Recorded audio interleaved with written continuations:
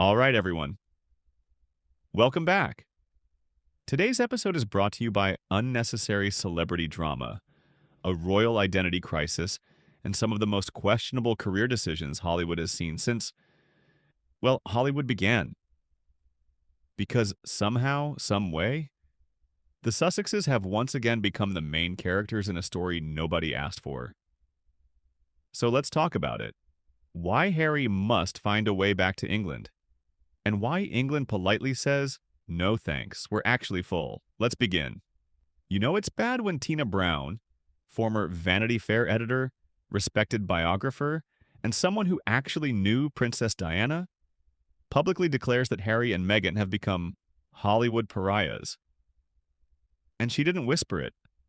She didn't hint at it. No. She delivered it with the same energy as someone dropping receipts at a family reunion.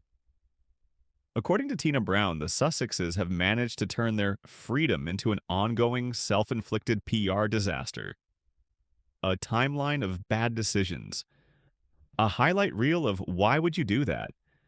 And a masterclass in burning every bridge except the ones nobody wants to cross. Let's talk about Meghan first.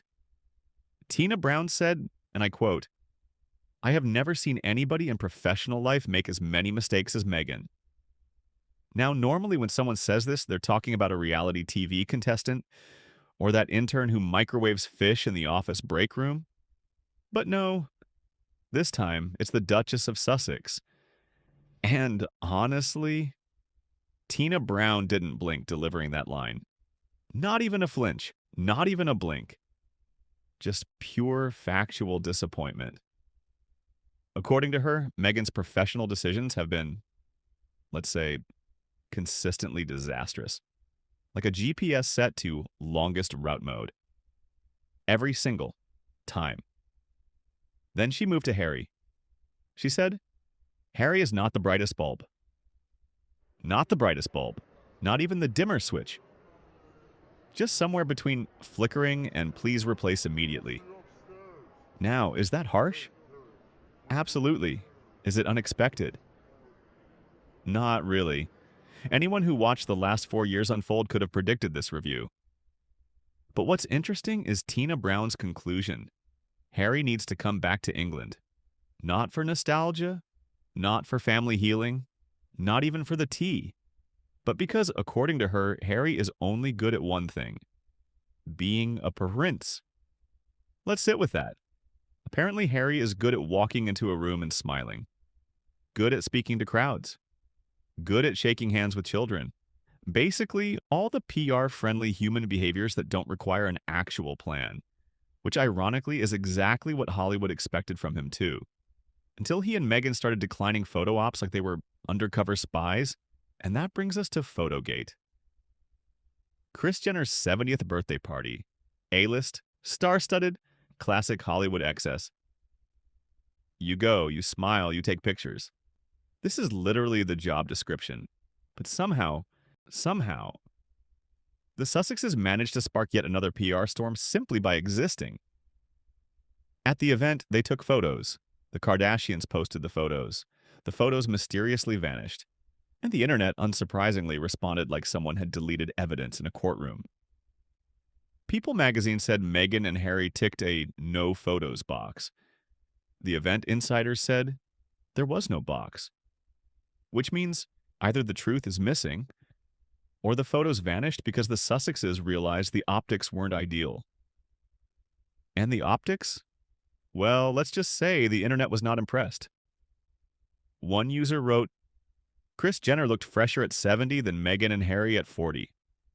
Harsh, savage. Unnecessary, and yet, this is the reputation they've earned with the public. Hollywood reaction? Even worse. Bethany Frankel, who tells the truth like she's allergic to sugarcoating, said the Sussexes probably asked for the photos to be removed because they didn't want to be seen hobnobbing with the Kardashians. Ah yes, nothing says we want privacy like attending a billionaires-themed party and then erasing your existence from it the next morning because absolutely nothing screams normal behavior, like deleting photos from one of the most photo-friendly families on Earth. And this is the point Tina Brown emphasized. Harry thought Meghan would guide him through Hollywood. Unfortunately, Meghan's compass seems to be, how do I put this kindly, decorative, not functional. Tina Brown says, Meghan makes one terrible professional decision after another. And honestly, at this stage, it feels like an established pattern.